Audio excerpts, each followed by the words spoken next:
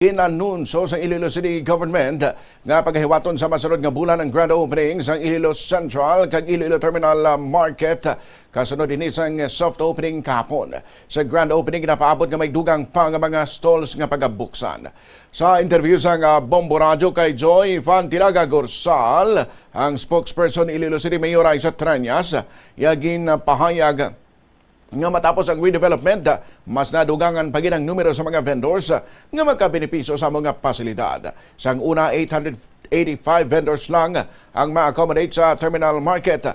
Pang pagkatapos ng redevelopment, 1,250 vendors na ang sarang nga makaplastar diri. Samtang sa central market naman, sang una, mayara sang 603 ka mga vendors lamang ang ma-accommodate sa ground floor. Kang pagkatapos ng redevelopment, maka-accommodate na ini sang 850 ka mga vendors. Suno pa kay Gorsal, nga mas madamo, mas komportable kag mas moderno ng merkado, ginpatukod para mangin convenient sa mga vendors kagamuman sa mga bumalakal. Ang ground floor nakapain para sa wet section, para sa isda kag karne ay kaduwang nga panalgan para naman sa prutas kag ulutanon, kag ang ikatatlo para sa mga kalanaan, dry goods kag mga computer shops.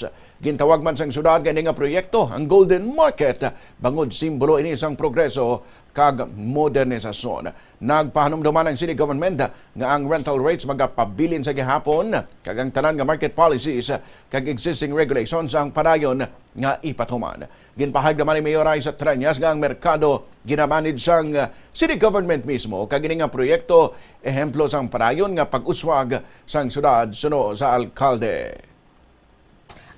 Madamo nga space, no, mas komportable. So sa kada floor, it was carefully designed, no, para mag-provide sang order kag convenience sa aton nga mga, not only sa aton nga mga market vendors but also sa aton nga mga bumalakal.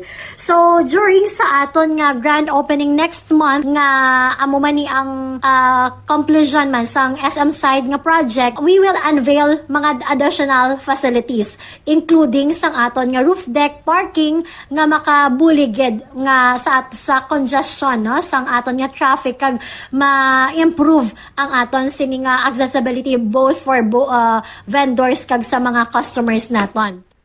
Nabarian si Joy Fantilaga Gorsalang, spokesperson ni Iloilo City Mayor Isa Tranyas.